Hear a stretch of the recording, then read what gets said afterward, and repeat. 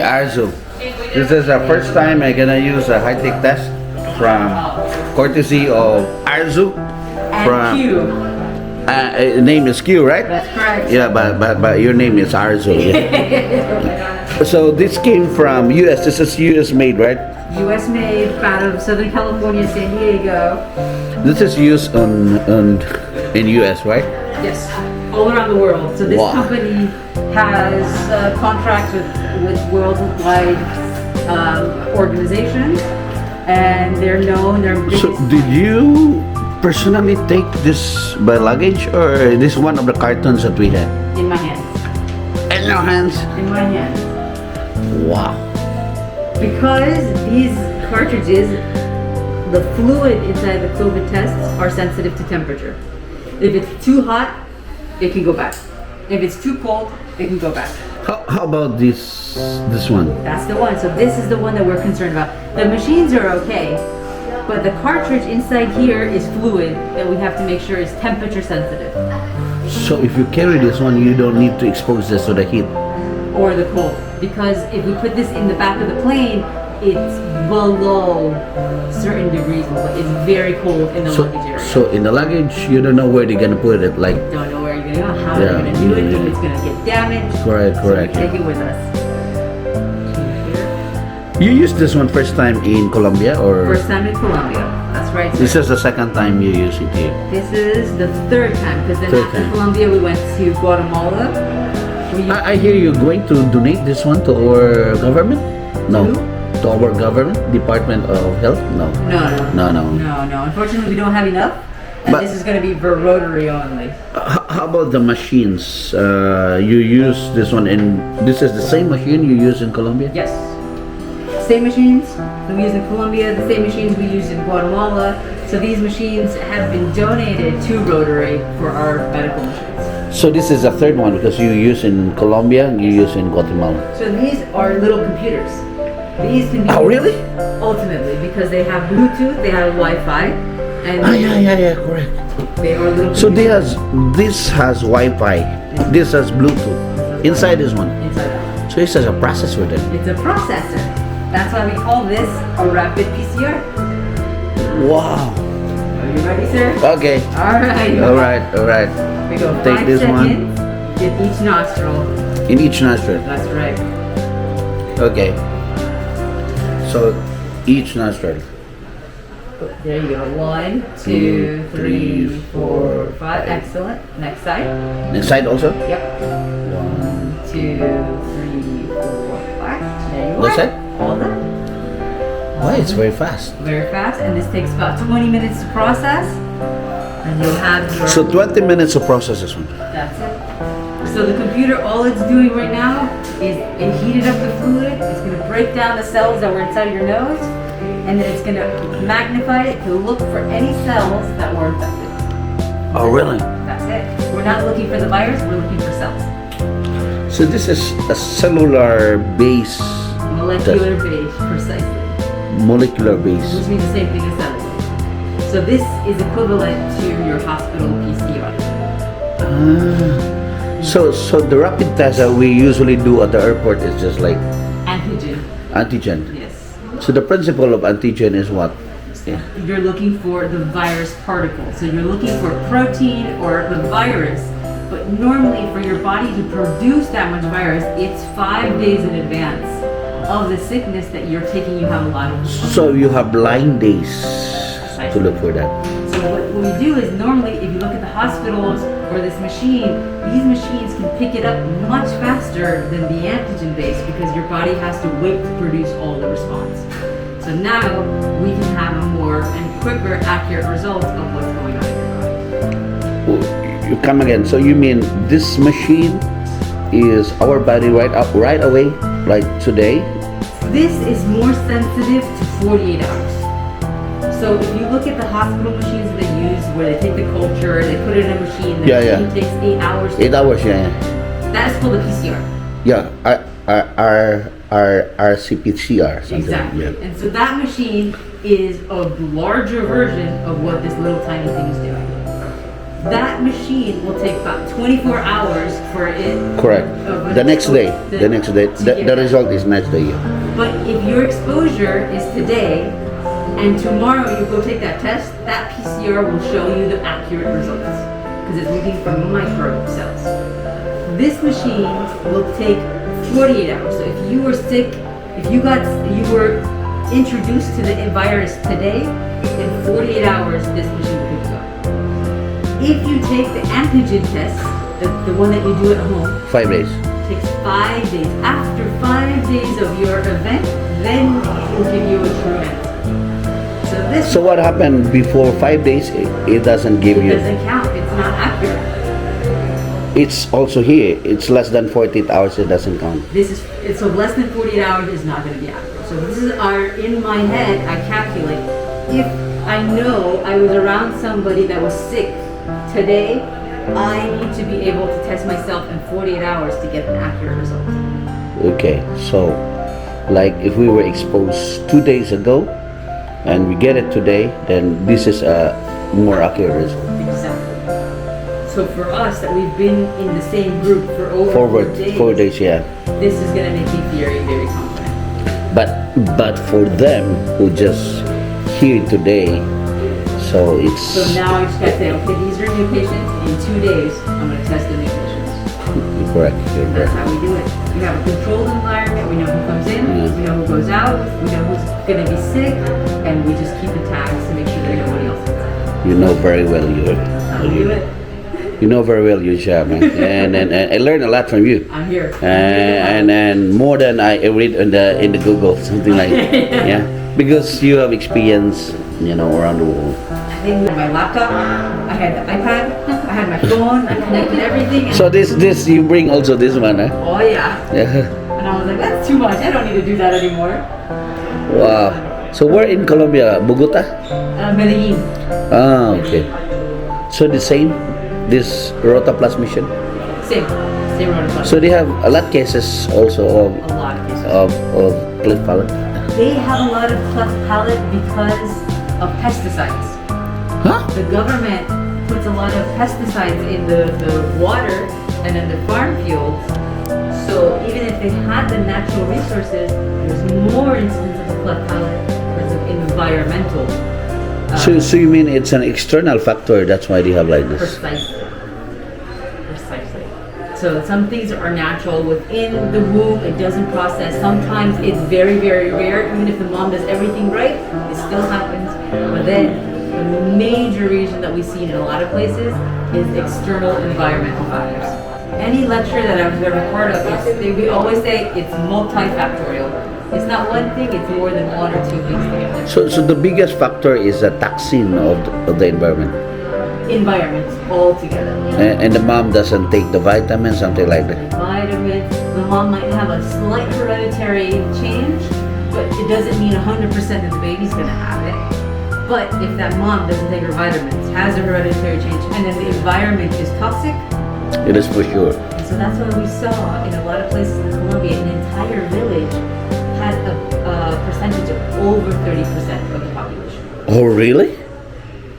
So we had one entire town just come to Medellin. So if that's the case, then we have to find the root causes. Could be the fertilizer, something like that. Then that should be addressed because it will be a never-ending story then. You Yeah. said it.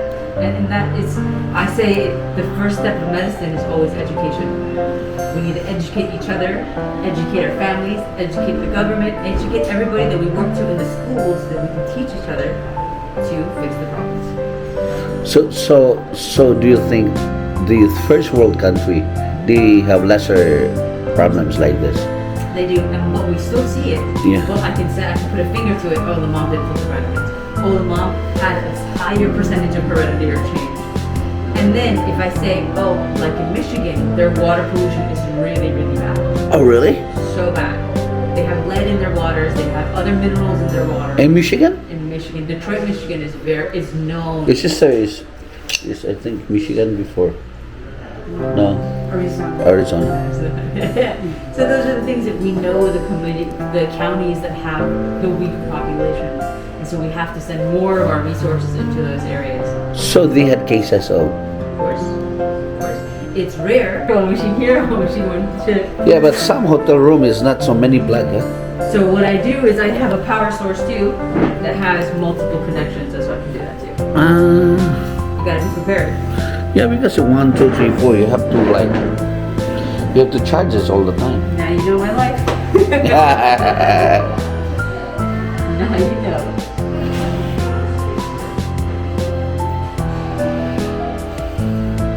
Asa mong result lang?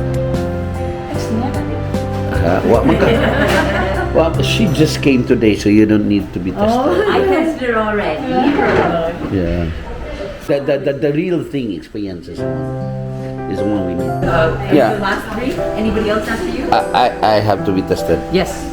1, 2, 3. Anyone else? Any more? I already. Jessica? She finished. Yeah, she's in it. Jessica, do I need to test you too? Yeah. You need a test? Yeah. Or is today your first day? First day. Yeah. First day, so she doesn't. She doesn't. Yeah, because she was not here. Yeah, she's fine. Yeah. Give me 1 second. Let me get some more tests and then. What? Wala siya sa may clinic na siya sir. Sa Human dito sa taas, kanang dito swab sila dito taas, human swab nila. Pag nanay result, now na sa i-register nila sa ilang system, ilang flow. Humang swab kung okay na nga to. Oh, yes. So, dahil picture taking, human dito sa vitals. Picture taking dere.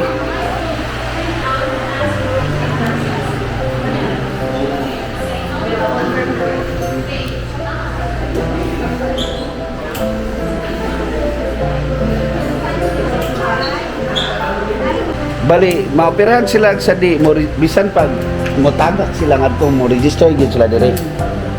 Naabit sila para makuha nila 15 ilang natanaw. Naa sila Nya, ang step 2 dire unsa may role dire, star. vital signs. Mga nurses na dire. Kinsa man na dire? Ha? Nya, ang step 3 asa man? Dito sa doktor, consultation. Ngadto sa check-up? Unsa may check-upon ngadto? Ang mga doktor niya, tanaw sila. Tanaw nila. Physical lang. Di, ilan ang tanaw ng ang Ngadto. dito sunod. Wala mo lagi. Di wala naman naman. Kani sa pre-clinic man ni siya. Kana sa pre-clinic ni siya. Wala lagi tang pag post-clinic pa man. So, Oo. No sa man sila mo take og picture kung mapasay na sila ngadto. Dili. Naman dili, picture na yun. Sa dental pa. Dili, picture. Dili sa Ang dental last na dental. step 4 lagi to. The 5 ay dental. Step 4 na butang.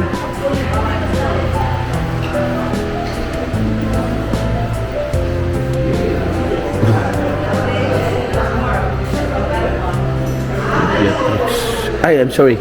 Oh, hi. Sorry, I thought you were the dentist. No. Okay.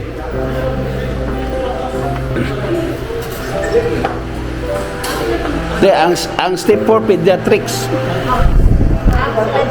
Oh, asa man ang dental eh? Dapat anak ka. Dental, nasaktan na guro.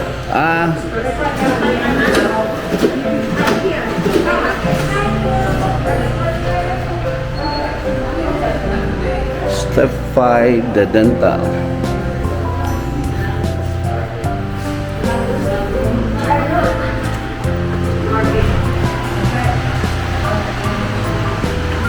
Sina. Then gikan diri unsa man imo ha? Mga names. Oh. Pero kinsa may mo take picture, ikaw o sila? Sila.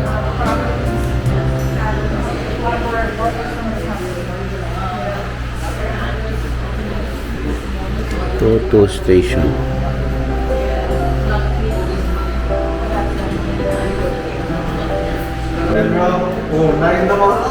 Oh, na-live. Basta makuha dire diretso ni sa bumbu radyo. Tanawa 99 na sa kahanginan. Bumbu radyo na. Yeah, thank you for helping us. Yeah, Coast Guard. Philippine Coast Guard Auxiliary. Auxiliary. Katong tinuod yun na Coast Guard PCG. PCG. Mm. PCG. Mas ganahan mi sa PCGA. Ako. Ha? Ang meaning sa PCGA. Di sila kamao. Di sila kamao. Buat naglasla ka sa lake. Lake no, murag lake na dako ay. Maghuwat ra sila mulihok ang pasol. Ako nangaon ako ba? Murag ako, Oh, palihokon ni mo gamay. murag ako binuhon. Ano ba? Ano po? Kaso basta tagasa lang. Hello, good afternoon. Kitsa ni? Si Agot? Bagom ni imuhang, ha? Padong ko sa kuan mag-meeting ta kay na urgent na na urgent na message si kuan si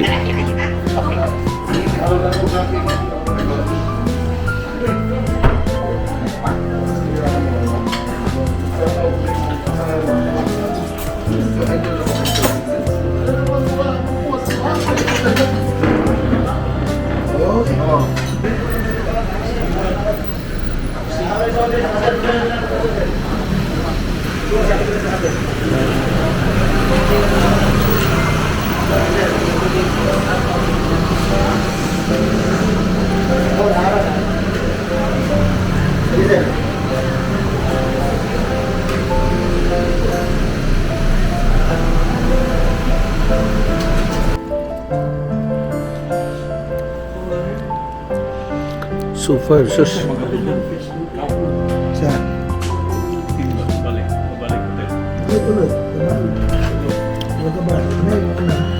na ay mga special This is surgical thing na kaya last na one day mga away rin hindi mo na nilabiyaan ng pasyente ang mga mata.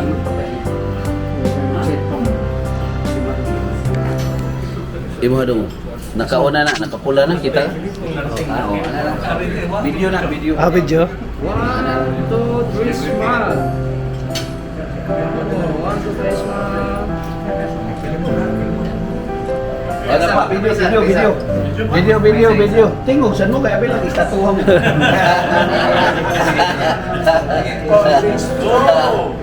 Story mo kato yung story mo.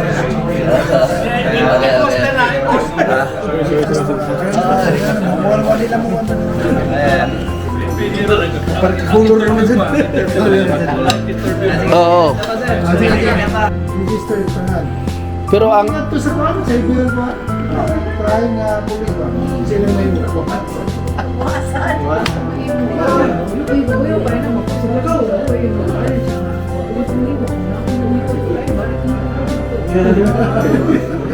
Wait lang.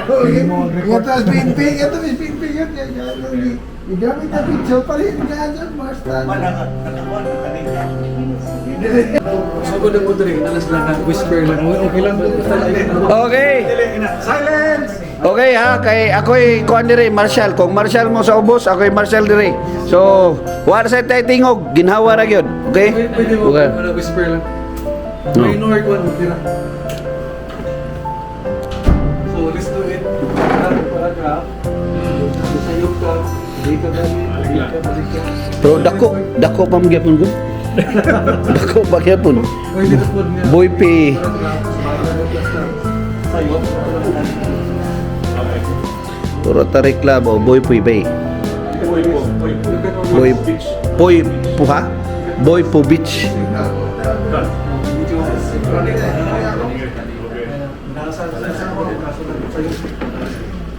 Okay, na lang, signal lang kay signal na ta. Start with this. Dinig ka. Ito ko pinatong tubalik ko sa buhay.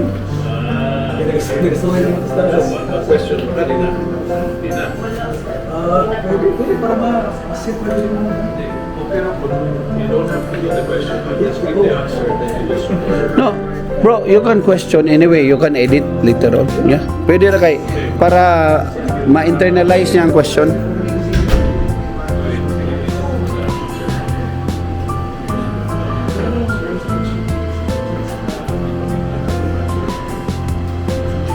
Okay, silencio, mi amigo, mi amor, mi amiga. 10 segundos. 10, 9, 8, 7. Pressure yan ko gan. Ipakita ka na ko ang tubag. Nag-testing pa ko tugob. Warm up na to. Kay Dayan pa to. Espanyol pa to, Espanyol.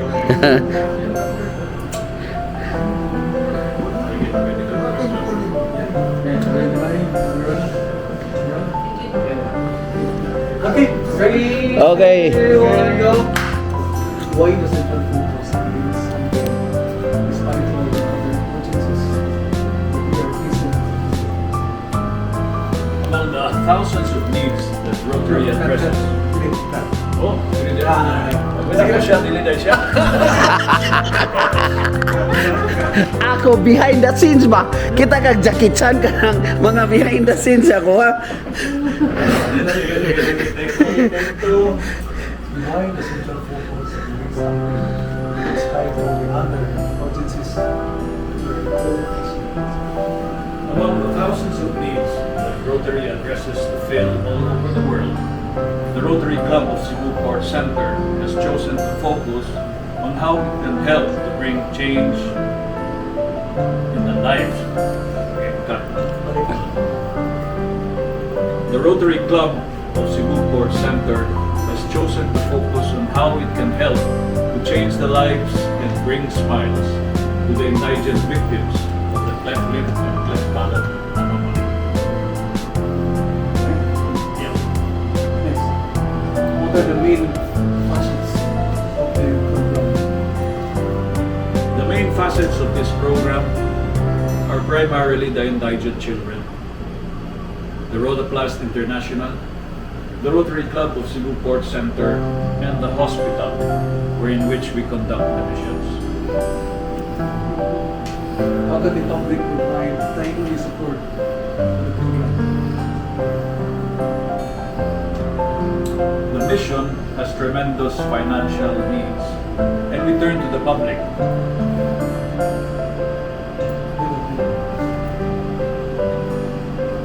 The mission has tremendous financial needs, so our Rotary Club turns to the public and finds kind donors to help fund missions.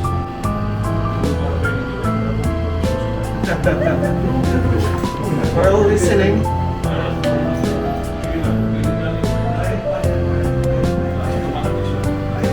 Category din yung the first question.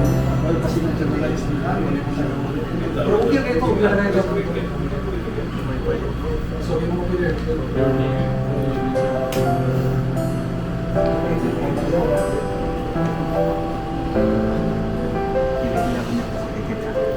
Roll?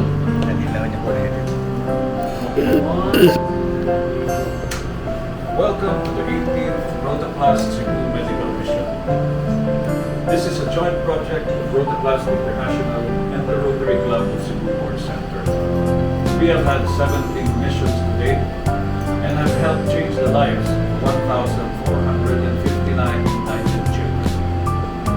This is a project that brings hope to the hopeless and love to the less loved. At lang masagot eh. Maagaan.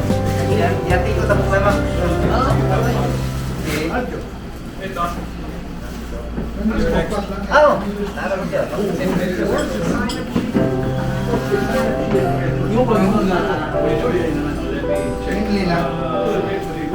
general support something pagka-organize nila.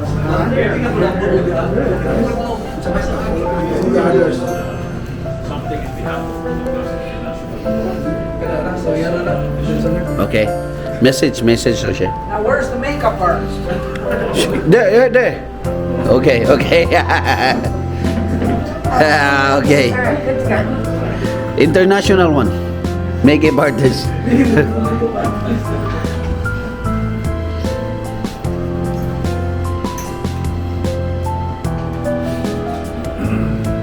So, U.S. We've been coming here for 17 years now to do our ROTAPLAST mission. ROTAPLAST, what does that word mean? Rota for Rotary and Plast for plastic surgeons. So we combine Rotarians with plastic surgeons in supporting medical personnel throughout the world to correct cliff lips and palates. We started this back in 1993, and we've done over 20,000 children up till now, and happy to know that we've done over 3,000 here in CEBU. We always feel very welcome here. That's one of the unique things about ROTAPLAST versus other organizations that might do similar types of work around the world, in that we want to partner with Rotary for both the help that they can give us, but also the goodwill that we can have between our countries and wherever we go. Okay. Can we just go back to the Been able to do 1,459 59? patients here in Cebu. Make them smile and have a better life for themselves and their families. Great.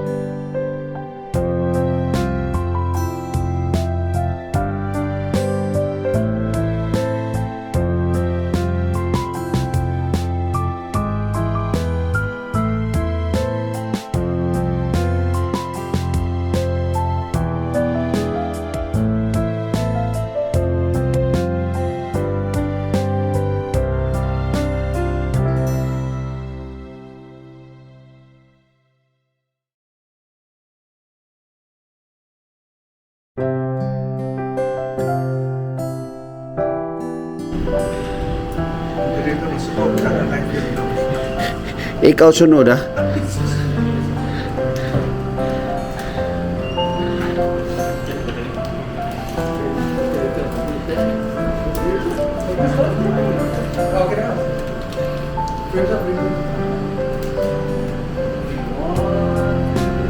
Okay, the ROTAPLAST has come to Cebu for its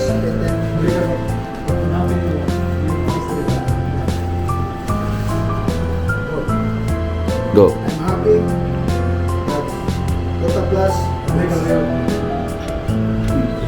I'm happy that ROTAPLAST on its 18th medical mission. Sila, continue lang. I'm happy that I-edit na, i-edit. ROTAPLAST has come to Cebu. I'm happy that ROTAPLAST has come to Cebu for its 18th medical mission. As a current president of the Rotary Club of Cebu Port Center, I would like to thank the members and spouses, and most of all, the sponsor for their On some other clubs, every year they're looking for for a project which they don't know it will come or not.